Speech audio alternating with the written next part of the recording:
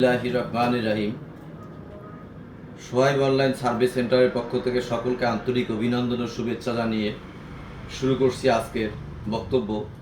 আজকের বক্তব্যের মূল উপপাদ্য বিষয়বস্তু হচ্ছে, জমি কেনার আগে একজন জমির মালিক কি তার জেনে রাখা উচিত সে বিষয়ে বক্তব্য রাখব। তো জমি কেনার আগে আপনি দেখবেন যে বিক্রেতা যে বিক্রয় করবে আপনার নিকট জমি, সে কি রেকর্ডীয় মালিক না ক্রয় সূত্রে দলিল সূত্রে মালিক। যদি রেকর্ডীয় মালিক হয়ে থাকেন তাহলে তার খতিয়ানে তার হিস্সা কতটুকু, সে কি একক খতিয়ানের অংশীদার না যৌথ খতিয়ানের অংশীদার। যদি যৌথ খতিয়ানের অংশীদার হয়ে থাকেন তাহলে মালিক আরও আছে। রহিম, কলিম, সেলিম, আসমা, সালমা, চারজন মালিক। তাহলে চারজন মালিকের ওই খতিয়ানে কতটুকু অংশ ওই দাগে থাকে সেটা আপনারা ফারাইজ করে নেবেন। নেওয়ার পর তার যতটুকু অংশ অতটুকু নিয়ে আপনারা ক্রয় করবেন। আচ্ছা, তার পরবর্তী ধাপ, যদি আপনি দলিল সূত্রে মালিকানা অর্জন করে নামজারি করেছেন, খাজনা দিয়েছেন, হোল্ডিং চালু আছে, জমি বিক্রয় করতে চান, অর্থাৎ দলিল সূত্রে মালিকানা অর্জন করে জমি আমি অন্যের কাছে হস্তান্তর করব, তো যে ব্যক্তি ক্রয় করবেন জমি তার করণীয় কি?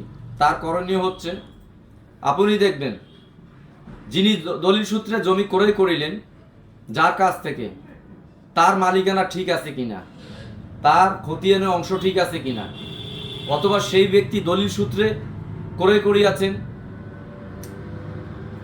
তার পূর্বের কোনো দলিল আছে কিনা, যাকে আমরা বায়া দলিল, পিঠ দলিল ইত্যাদিভাবে বিভিন্ন আঞ্চলিক উপভাষায় ব্যবহার করে থাকি। অনেকে বায়া দলিল কিন্তু বুঝেন না, পিঠ দলিল বুঝেন না। অর্থাৎ একটা দলিলের আগে বা পরে যে দলিলগুলো হয়ে থাকে, একটা দলিল আমি করেছি অন্য একজন মালিকের কাছ থেকে, তিনিও দলিল ক্রয়ের সূত্রে আমার কাছে বিক্রয় করিয়াছেন। তো এই রেফারেন্স দলিল কিছু দেওয়া থাকে দলিলের বিবরণ বা ইতিহাসে, সেই দলিলগুলো আপনারা সংগ্রহ করে দেখবেন সেই দলিলে ওই দাগ ঠিক আছে কিনা। ওই দাগ যদি ঠিক না থাকে তাহলে আপনি কিন্তু ওই ব্যক্তির ওই দলিল সূত্রে করিয়া আপনি যে দলিলটা করতে যাচ্ছেন তাহলে কিন্তু আপনার দলিলটা মারাত্মক ধরনের ভুল হতে পারে, বিরাট ধরনের ভুল।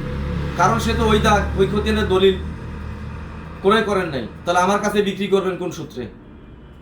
তো হঠাৎ কিছু টাউটবাটপার আছে, যেনারা অনেক সাধারণ মানুষ আছে জমি কিনতে যান, তাদেরকে কিন্তু এলোপাতাড়িভাবে পরামর্শ করার চেষ্টা করেন এবং বুঝতেও দেন না। তো সেই ক্ষেত্রে আপনি যদি না বুঝেন, দলিলের ধারাবাহিকতার ইতিহাস যে বুঝে, যে জানে, একজন লয়ারের অ্যাডভাইস নেবেন। নেওয়ার পর তারপর আরেকটা ঘটনা, সেটা হচ্ছে যে ওই স্পটে একজন সার্ভেয়ার ডাকবেন। আপনি যে জমিটা ক্রয় করতে যাচ্ছেন সেটা কি ওই দাগ না অন্য কোনো দাগ? সচরাচর কিন্তু সমাজে এরকম ভুল হয়ে যাচ্ছে। তার ভুল হয়ে গেলে তারপর আবার ওই ব্যক্তিকে ডাকো, তার ওয়ারিশকে ডাকো, আবার নতুনভাবে রেজিস্ট্রি করো, দলিল সৃষ্টি করো। জমির বর্তমান যে অবস্থা, যে দাম, তাতে মানুষ কিন্তু সংশোধন করে দিতে চায় না। একবার দলিল করে দিলে পরবর্তীতে ওনার দোষ অন্যের কাছে চাপাই দিলেন, ভুল ভ্রান্তি যা আছে থাক, আমি কিন্তু আর সংশোধন করে দিতে পারবো না, এই ধরনের ব্যাপারটা কিন্তু দাঁড়ায় যায়। তো যে দাগটা আপনি ক্রয় করবেন 10% বা 20% জমি, ধরেন 20% জমি আপনি ক্রয় করেছেন, সেটা হচ্ছে যে আপনার লোকেশন দিই একটা উদাহরণস্বরূপ, গুলশান 99 নম্বর রোড 10 নম্বর 99 10 নম্বর বাসার আশপাশে। তাহলে ধরেন যে আপনি আমার ইয়েটা ফলো করবেন, আমার একটা ড্রয়িং আমি দিচ্ছি এখানে, সেটা ফলো করবেন। এখানে একটা মোড় আছে, তো এখানকার পাশে একটা জমি আছে, এই জমিটা আপনি ক্রয় করতে যাচ্ছেন। এই জমিটার দাগ নম্বর কত সেটা একটা ব্যাপার, তার মালিকানার স্পষ্ট ব্যাপার। দ্বিতীয়ত হচ্ছে যে এই জমি 20% 20 শতক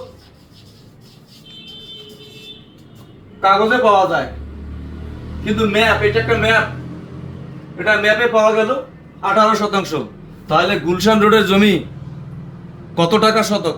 অবশ্যই আপনারা সেটা চিন্তা করবেন 1% জমির দাম ধরেন 2 কোটি টাকা, আপনাকে জমি 20% রেস্ট্রি দিল, আপনি ম্যাপে গিয়ে পেয়েছেন 18%, আপনার কপালটা মারাত্মক খারাপ। এই ধরনের কাজ করবেন না। এবং যে বিক্রি করে দিয়ে থাকে সেও কিছু ওখানে শর্তাবলী লিপিবদ্ধ করতে পারে। তো এই ধরনের চালাকি চতুরামির হাত থেকে বাঁচার আগে আপনি ভুল করবেন না। ভুল করার আগে যদি আপনি সংশোধন হওয়ার চেষ্টা করেন তাহলে আশা করি আপনার মালিকানা এবং আর্থিক সবই ঠিক থাকবে। আর যদি মনে করেন যে না যা আছে আমি তাই রেজিস্ট্রি করে নিলাম, সেটাও আপনার ব্যাপার, তাতে আপত্তি কারো কিছু নাই। তো যাই হোক, জমি কম বেশি ভুলভ্রান্তি হতে পারে, কিন্তু দলিলের যে সমস্যাগুলো, বায়া দলিল, দাগ, ওই খতিয়ান, ওয়ারিশের সঠিক প্রাইজ না হওয়া পর্যন্ত কখনোই আপনার এই দলিল রেজিস্ট্রি করতে যাবেন না। 10 দিন সময় বেশি লাগুক আপত্তি নেই। তড়িঘড়ি করে যদি আপনি দলিল রেজিস্ট্রি করতে যান সেখানে কিন্তু ভুলের সম্ভাবনা খুব বেশি থাকে। তো সেজন্যই দলিল রেজিস্ট্রি করার 7 দিন আগে মুহূর্তে আপনারা সেটা প্রস্তুতি পর্ব গ্রহণ করবেন। আরও কিছু কথা বলতে হয় যে ওই দাগ বা ওই প্লটটি সরকারি কোনো স্বার্থের সাথে জড়িত আছে কিনা সেটা আপনি দেখবেন।